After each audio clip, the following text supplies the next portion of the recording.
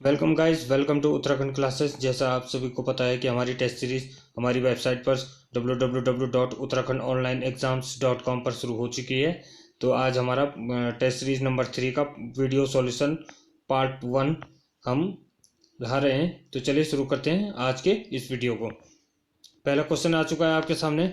यमुना के बागी बेटे पुस्तक के लेखक का नाम क्या है? तो इसका राइट आंसर हो जाएगा option number C, Vidyasagar Nautiyal. Vidyasagar Nautiyal की अन्य जो रचित पुस्तकें हैं वो हैं भैंस का कटिया और टिहरी की कहानियाँ। अगला क्वेश्चन है आपके सामने, काली कुमाऊँ का शेर किसे कहा जाता है? हर्षदेव जोशी, विजय कुमार गैरोला, हर्षदेव ओली या तुतकऋष्ण गैरोला। तो इसका राइट आंसर हो जाएगा हर्षदेव ओली। काली कुमाऊँ चंपावत का उपनाम था। हर्षदेव ओली का जन्म चंपावत के खेती खान में हुआ था। अंग्रेज अधिकारी इनको मुसोलिनी के नाम से पुकारते थे और ये कुमाऊँ के प्रसिद्ध स्वतंत्रता संग्राम सेनानी थे। कुमाऊँ का बेताज बादशाह इन्हें हर्षदेव ओली को कहा जाता था और इनके अलावा हेनरी रैमजे को कुमाऊँ का बेताज बादशाह कहा जाता था। हेनरी रैमजे को और हर्षदेव ओली को कुमाऊँ का बादशाह कहा जाता था। अगला क्वेश्चन आ गया आपके सामने, टीएसडी द्वारा टिहरी बांध के व्यू पॉइंट पर एक जल शक्ति संग्रहालय का निर्माण किया गया, उसका नाम क्या है? टिहरी जल संग्रहालय, टिहरी जल विद्युत संग्रहालय, स्वामी रामतीर्थ संग्रहालय या त्रिहरी जल शक्ति संग्रहालय। तो इसका राइट आंसर हो जाएगा ऑप्शन नंबर डी, त्रिहरी जल शक्ति संग्रहालय। टीएचडीसी द्वारा टिहरी बांध के व्यू पॉइंट पर त्रिहरी जल शक्ति संग्रहालय का निर्माण किया गया। इसका उद्घाटन टीएचडीसी के लिमिटेड अध्यक्ष, प्रबंध निदेशक और निदेशक डी.वी. सिंह ने ऑनलाइन किया। टीएचडीसी का गठन 1988 में हुआ था और टिहरी बांध पर भारत का सबसे लंबा सिंगल लेन सस्पेंशन ब्रिज डोबरा चांटी पुल है। अगला क्वेश्चन आ गया आपके सामने, किस मेले को बग्वाल मेले के नाम से भी जाना जाता है? देवीधुरा, अटरिया, जौलजीबी मेला या सीतावनी का रामनवमी मेला। तो इसका राइट आंसर हो जाएगा देवीधुरा मेला। देवीधुरा कहाँ है? चंपावत में स्थित है। देवीधुरा चंपावत जनपद में स्थित है। बराही देवी का मंदिर भी चंपावत में के देवीधुरा में स्थित है। रक्षाबंधन के अवसर पर देवीधुरा में आषाढ़ी कौथिक का मेला जो लगता है वो 15 दिनों के लिए लगता है। देवीधुरा पत्थरमार में बग्वाल या पाषाण युद्ध के लिए भी जाना जाता है। यहाँ से क्वेश्चन बनेगा कि पाषाण युद्ध के लिए कौन सा मेला जाना जाता है? देवीधुरा का मेला जाना जाता है। देवीधुरा के मेले को अन्य किस नाम से जाना जाता है? बग्वाल मेले के नाम से। बग्वाल मेले का जिक्र सर्वप्रथम जिम कार्बेट ने अपनी पुस्तक मैन ईटर ऑफ कुमाऊं में किया था। यहाँ दो प्रसिद्ध शिलाएं रणशिला और बराही शिला भी हैं।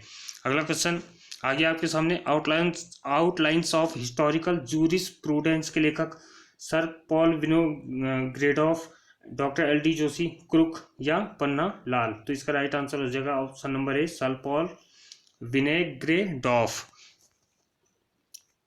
अगला क्वेश्चन है, रामी बौराणी लोक गाथा कहाँ प्रसिद्ध है? जौनसार, कुमाऊं, गढ़वाल या इनमें से कोई नहीं। तो इसका राइट आंसर हो जाएगा ऑप्शन नंबर सी, गढ़वाल में रामी बौराणी की लोक कथाएं प्रसिद्ध हैं। गढ़वाल में वीरों की जीवन पर आधारित गीतों को पवाड़ा कहा जाता है और कुमाऊं में भड़ो या कटकू कहा जाता है। अगला क्वेश्चन है, टिहरी पुल को देवप्रयाग टिहरी को पुल के माध्यम से पौड़ी जनपद से कब जोड़ा गया? 2000, 2001, 2002, 2004 या ऑप्शन नंबर बी इसका राइट आंसर हो जाएगा 2001 में टिहरी देवप्रयाग टिहरी को पुल के माध्यम से पौड़ी जनपद से जोड़ा गया था। देवप्रयाग टिहरी को पुल के माध्यम से दिसंबर 2001 में पौड़ी जनपद से जोड़ा गया। मल्ला सलाण परगना पौड़ी जिले में स्थित है। सावली पट्टी भी पौड़ी गढ़वाल में है। गुजरूगढ़ भी पौड़ी गढ़वाल में था और 1914 में एकता सम्मेलन दुगड्डा में हुआ था। कहाँ हुआ था? दुगड्डा में हुआ था। पौड़ी में 1902 में मस्जिद का निर्माण हुआ। क्वेश्चन यहाँ से बनेगा, पौड़ी में मस्जिद का निर्माण कब हुआ? 1902 में हुआ। पंच भैया काल पौड़ी में 5 भाइयों के स्मारक हैं। पौड़ी में अमन सभा का गठन 1930 में हुआ। तो क्वेश्चन आएगा, पौड़ी में अमन सभा का गठन कब हुआ? 1930 में हुआ था। डाडा मंडी आंदोलन का प्रणेता उमराव सिंह रावत थे। उत्तराखंड के प्रथम व्यक्तिगत सत्याग्रही जगमोहन सिंह नेगी का संबंध भी पौड़ी गढ़वाल से ही था। तो क्वेश्चन यहाँ से बनेगा कि उत्तराखंड के प्रथम व्यक्तिगत सत्याग्रही जगमोहन सिंह नेगी का संबंध किस जनपद से था? किस जनपद से था? पौड़ी गढ़वाल से था। अगला क्वेश्चन आ गया आपके सामने, लाल चावल घाटी कहाँ पर स्थित है? पिथौरागढ़, चमोली, उत्तरकाशी या डी इनमें से कोई नहीं। तो इसका राइट आंसर हो जाएगा option number C, Uttarkashi. Uttarkashi का प्राचीन नाम बाड़ा हाट है और पुराणों में इन्हें इसे सौम्यकाशी कहा गया है। हुएंसांग ने उत्तरकाशी को शत्रुघ्न कहा था। उत्तरकाशी जनपद परमार वंश या पवार वंश के अधीन रहा था। 1803 से 1815 तक गुरखों के अधीन रहा उत्तरकाशी। उत्तरकाशी की स्थापना हुई थी 24 फरवरी 1960 में। केदारकांठा बुग्याल उत्तरकाशी, पवाली कांठा बुग्याल उत्तरकाशी, टिहरी और उत्तरकाशी में स्थित है पवाली कांठा। केदार खर्क बुग्याल भी यहीं स्थित है। कुछ कल्याण बुग्याल उत्तरकाशी, तपोवन बुग्याल, सोनगाड़ बुग्याल, मानेक बुग्याल और हरकीदून बुग्याल, चायसील बुग्याल, पुठारा बुग्याल और देवक्यारा बुग्याल, दयारा बुग्याल इत्यादि उत्तरकाशी में स्थित है। ये पुठारा है, पुष्ठियारा बुग्याल होना चाहिए, यहाँ पर टाइपिंग मिस्टेक हो गई है। पुष्ठियारा बुग्याल उत्तरकाशी में स्थित है। कलुआगढ़ी का किला कहाँ स्थित है? बागेश्वर, चंपावत, रुड़की या देहरादून। तो इसका राइट आंसर हो जाएगा ऑप्शन नंबर सी, रुड़की में। कलुआगढ़ी का किला रुड़की के ग्राम रांझा में स्थित है। एशिया के प्रथम इंजीनियरिंग कॉलेज की स्थापना 1857 में रुड़की में हुई थी। 1854 में इसका नाम बदलकर Thomson college of civil engineering रखा गया था। क्या नाम रखा गया था? Thomson college of civil engineering. IIT Roorkee को 21 सितंबर 2001 को देश में 7वें आईआईटी का दर्जा दिया गया। तो आईआईटी रुड़की को देश में 7वें आईआईटी का दर्जा कब दिया गया? 21 सितंबर 2001 को। आईआईटी रुड़की भारत का एकमात्र ऐसा संस्थान है जिसमें भूकंप इंजीनियरिंग का अलग विभाग है और जिसकी स्थापना 1960 में हुई थी। अगला क्वेश्चन है, उत्तराखंड का वरदान किस वृक्ष को कहा जाता है? बुरांस, चीड़, साल या बांज। तो इसका राइट आंसर हो जाएगा ऑप्शन नंबर डी, बांज को उत्तराखंड का वरदान वृक्ष कहा जाता है। उत्तराखंड का वरदान वृक्ष बांज को कहा जाता है। विश्व में बांज की 40 प्रजाति पाई जाती है। उत्तराखंड में 5 प्रजाति पाई जाती है बांज की। बांज एक प्रकार का शीतोष्ण कटिबंधीय पौधा है। शिव की जटा किसे कहा जाता है? बांज को कहा जाता है। बांज का वैज्ञानिक नाम है क्वर्कस ल्यूकोटोकोफरा है। सफेद बांज पर्यावरण की दृष्टि से अत्यंत महत्वपूर्ण है। ज्ञानचंद के समय दिल्ली का शासक कौन था? मोहम्मद तुगलक, शाहजहां, औरंगजेब या फिरोज तुगलक। तो ज्ञानचंद के समय दिल्ली का शासक था फिरोज तुगलक। तो इसी ने ज्ञानचंद को किसकी उपाधि दी थी? गरुड़ की उपाधि फिरोज शाह तुगलक ने ही ज्ञानचंद को दी थी। ज्ञानचंद ने 1365 से 1420 तक शासन किया। गरुड़ ज्ञानचंद 29वां चंद शासक था। ज्ञानचंद पहला चंद शासक था जो दिल्ली के दरबार में गया था। ज्ञानचंद को गरुड़ की उपाधि किसने दी थी? फिरोज शाह तुगलक ने ही दी थी।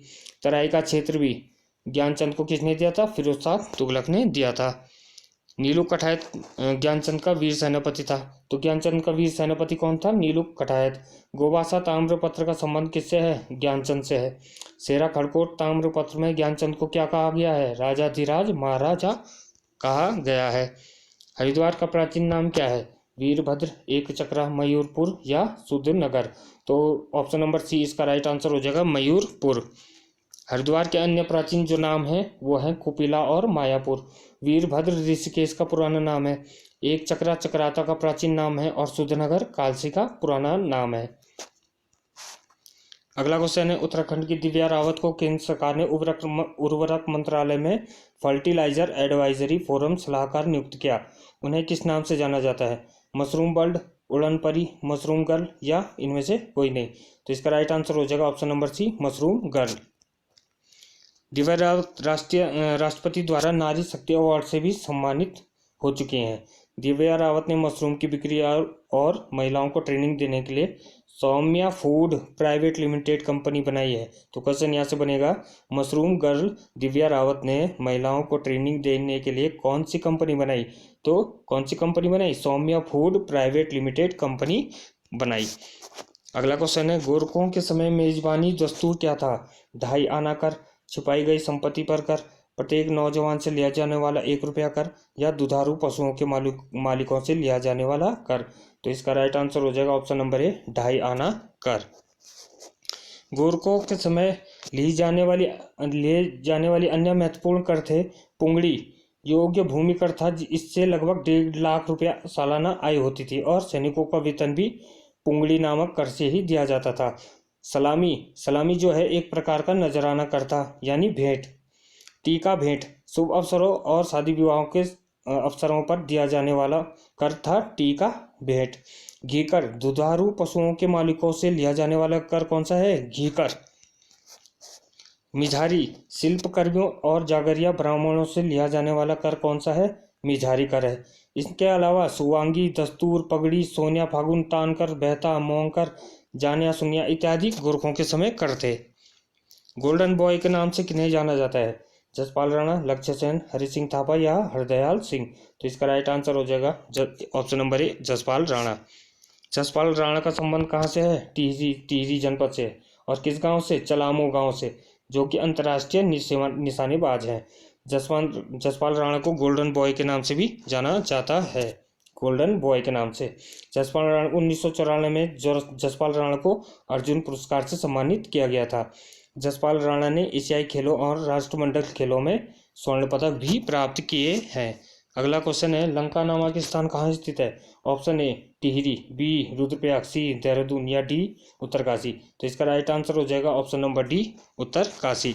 उत्तरकाशी के लंका नामक स्थान पर पहला हिम तेंदुआ संरक्षण केंद्र बनाया जा रहा है। बहुत ही इंपॉर्टेंट है गाइस कि क्वेश्चन आएगा आपके सामने, पहला हिम तेंदुआ संरक्षण केंद्र कहाँ बनाया जा रहा है? तो कहाँ बनाया जा रहा है? उत्तरकाशी के लंका नामक स्थान पर। 8 दिसंबर 2012 को उत्तरकाशी के से गौमुख तक के क्षेत्र को इको सेंसिटिव जोन घोषित किया गया है। तो उत्तरकाशी से गौमुख तक के क्षेत्रों को इको सेंसिटिव जोन कब घोषित किया गया? 8 दिसंबर 2012 को। अगला क्वेश्चन है, उत्तराखंड में सर्वाधिक लिंगानुपात वाला जिला कौन सा है? बागेश्वर, पिथौरागढ़, अल्मोड़ा या चमोली। तो इसका राइट आंसर हो जाएगा ऑप्शन नंबर सी, अल्मोड़ा। 1139 1000 पुरुषों पर 1139 महिलाएं हैं यहाँ। अल्मोड़ा जिले का लिंगानुपात 1139 प्रति 1000 पुरुषों पर है, जो कि राज्य में सर्वाधिक है। अल्मोड़ा का जनघनत्व 198 वर्ग प्रति किलोमीटर है। अल्मोड़ा की कुल जनसंख्या का 90% आबादी ग्रामीण है। कितने प्रतिशत आबादी? 90% आबादी ग्रामीण है। अल्मोड़ा जिले की 10 की वृद्धि दर है 1.28%। अल्मोड़ा में कुल तहसीलों की संख्या 12 है। अल्मोड़ा में कुल विकासखंड 11 और विधानसभा क्षेत्र 6 है। अगला क्वेश्चन है, बचपन में सुधाकर नामक हस्तलिखित पत्रिका किसने निकाली थी? गिरीश तिवारी गिरदा, इला चंद्र जोशी, शैलेश मटियानी या बद्रीदत्त पांडे। तो इसका राइट आंसर हो जाएगा आपका ऑप्शन नंबर बी, इला चंद्र जोशी। प्रसिद्ध साहित्यकार इला चंद्र जोशी का जन्म 1902 में अल्मोड़ा में हुआ था। इन्हें मनोवैज्ञानिक उपन्यासकार के नाम से भी जाना जाता है या कहा जाता है। इला चंद्र बचपन में सुधाकर नामक हस्तलिखित पत्रिका अल्मोड़ा से निकाली थी। तो बचपन में इन्होंने सुधाकर नामक हस्तलिखित पत्रिका कहाँ से निकाली थी? अल्मोड़ा से निकाली थी। इनके प्रमुख उपन्यास है जहाज का पंछी, सन्यासी, प्रेत और छाया, सुबह के भूले, जिप्सी, पर्दे की रानी इत्यादि। अगला क्वेश्चन है, उत्तराखंड के किस जनपद में राज्य का पहला सामान्य अपशिष्ट रिसाइकलिंग प्लांट का शिलान्यास किया गया? देहरादून, अल्मोड़ा, टिहरी या हरिद्वार। तो इसका राइट आंसर हो जाएगा option number D, Haridwar. Uttarakhand के हरिद्वार के सिडकुल में वर्तमान केंद्रीय ग्रामीण विकास, पंचायती राज, स्वच्छता एवं पेयजल मंत्री नरेंद्र सिंह तोमर और उत्तराखंड के पूर्व मुख्यमंत्री त्रिवेंद्र सिंह रावत ने संयुक्त रूप से सामान्य अपशिष्ट रिसाइकलिंग प्लांट का शिलान्यास किया। कहाँ किया? हरिद्वार के सिडकुल में। इस प्लांट में गांव से एकत्रित किए जाने वाले प्लास्टिक कचरे का निस्तारण होगा। इस प्लांट में कचरे से पीवीसी पाइप और प्लास्टिक के खिड़की दरवाजे जैसे उत्पाद तैयार होंगे। इस पहल से कचरे का सदुपयोग होगा और गाँव में रोजगार के अवसर प्रदान होंगे। आज का आखिरी सवाल है गाइस वीडियो का, पार्ट नंबर 3 जो हमारा टेस्ट सीरीज है, वीडियो सॉल्यूशन 1 का आखिरी क्वेश्चन आपके सामने आ चुका है। Question number 20, Ramnagar world festival का उद्घाटन उत्तराखंड में किसने किया? सुबोध उनियाल, त्रिवेंद्र सिंह रावत, सतपाल महाराज या हरक सिंह रावत। तो इसका राइट आंसर हो जाएगा option number D, Harak Singh Rawat, जो कि वन मंत्री भी है। उत्तराखंड के वर्तमान वन मंत्री हरक सिंह रावत ने रामनगर नैनीताल में वर्ल्ड फेस्टिवल का उद्घाटन किया। वर्तमान में रामनगर क्षेत्र में 360 और उत्तराखंड में 750 पक्षियों की प्रजाति मौजूद हैं। उत्तराखंड जीव जंतुओं की दृष्टि से समृद्ध राज्य है, जो पर्यटकों की दृष्टि से आकर्षक केंद्र है। तो गाइस आज के वीडियो सॉल्यूशन 1 का और टेस्ट सीरीज पार्ट 3 का वीडियो सॉल्यूशन 1 का वीडियो कंप्लीट होता है। Thanks for watching. Have a nice day everyone.